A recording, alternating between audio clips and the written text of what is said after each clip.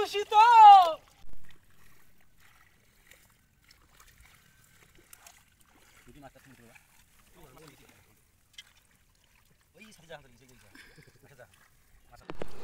আসসালামু আলাইকুম। অনেকদিন পর আমরা আবার সবাই মিলে বিলে মাছ ধরার জন্য এসেছি।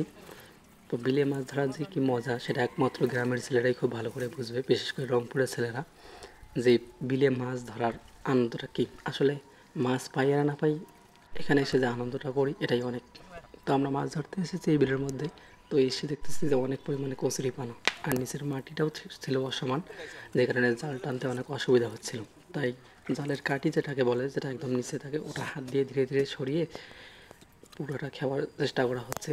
তো এখানে অনেক সময় লেগেছিল, কারণ মাটিটা ছিল অসমান। কারণ এই বিলের মাটি বিক্রি করা হয়েছিল, তারা সমান করে নিয়ে যেতে পারেনি, একদম উঁচু করে যেহেতু নিয়ে গেছে, সেক্ষেত্রে জাল টানতে আমাদের একটু বেশি সমস্যা হচ্ছে। তো এই যে আমার চাচা সিরাজুল ইসলাম, ইনি এখানে হাত দিয়ে মাছ ধরার চেষ্টা করতেছে, দেখা যাক পারে কিনা।